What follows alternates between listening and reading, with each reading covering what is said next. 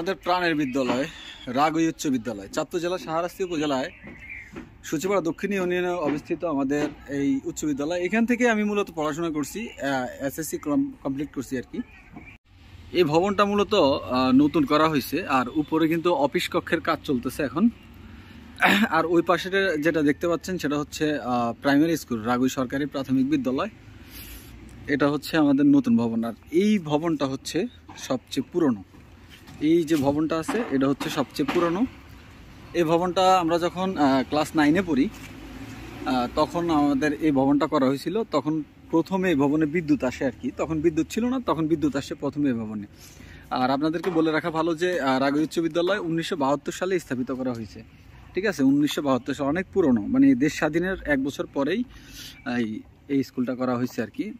তো এই স্কুল থেকে যে ছাত্রছাত্রীরা বিগত দিনে পড়াশোনা শেষ করে গেছেন, ওনারা বাংলাদেশের মানে অত্যন্ত গুরুত্বপূর্ণ পদে রয়েছেন, অনেক ভালো ভালো পর্যায়ে রয়েছেন। এখান থেকে বিসিএস ক্যাডার আছে, পুলিশ কমিশনার আছে, র্যাবে আছে, আর্মিতে আছে, সচিব পর্যায়ে আছে। বাংলাদেশের ভালো ভালো জায়গায় আমাদের এই বিদ্যালয়ের ছাত্রছাত্রীরা অবস্থান করছেন এখন বর্তমানে। আমি নিজেও একজন ছোটোখাটো সরকারি একটা পদে আছি, আলহামদুলিল্লাহ ভালো আছি, দোয়া করবেন আপনারা। কিন্তু আমাদের এই পড়াশোনার মানটা অনেক ভালো। এখান থেকে আমরা যারা পড়াশোনা করছি আমরাই জানি এখানে পড়াশোনার মানটা কত ভালো, আলহামদুলিল্লাহ অনেক ভালো। আর আমাদের এখন রেজাল্ট কেমন আসে আমি জানি না, তবে যতটুকু জানি সম্ভবত ভালো আসে। আমাদের এই বিদ্যালয়, আমাদের কত স্মৃতি। এই মাঠটা আগে এই ভবনগুলো যখন ছিল না, শুধু ওই সাইডে দেওয়ালও ছিল না ভালো মতো, এখন তো দেওয়াল করা হয়েছে। এখানে আমরা কত খেলাধুলা করছি হিসেব ছাড়া, মানে আপনাদেরকে বলে বুঝাইতে পারবো না যে এই বিদ্যালয়ে আমাদের কত স্মৃতি। এই যে উপরে 3 নম্বর যেই ভবনটা দেখতে পাচ্ছেন, ওই 3 নম্বর ভবনটাও ছিল না, 2 নম্বরটাও ছিল না, 2 নম্বরটা পরে করা হয়েছে। আমরা যখন সাংস্কৃতিক অনুষ্ঠান হইতো, আমাদের গান গজল গাইতাম যখন আমরা, তখন দোতলার এই যে কক্ষগুলো আছে, এই কক্ষগুলোতে আমরা তখন এই সাংস্কৃতিক অনুষ্ঠানের আয়োজন করতাম। এবং ফাইনালটা হইতো কিন্তু এই মাঠে, ফাইনাল অনুষ্ঠান এই মাঠে অনুষ্ঠিত হইতো।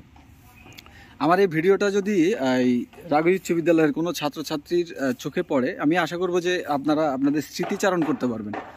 আর আমাদের সময়টাই গেছে আসলে সুন্দর, স্বর্ণালী। এখনকার ছেলে মেয়ে একটু অ্যাডভান্স, তারা হচ্ছে মেধাবী, আলহামদুলিল্লাহ তারাও মেধাবী। কিন্তু আমাদের সময়টা আসলে যেমন গেছে সেটা আপনাদেরকে বলে বুঝাইতে পারবো না। বিশেষ করে 90 দশকে যারা আছেন তারাই ভালো বলতে পারবেন।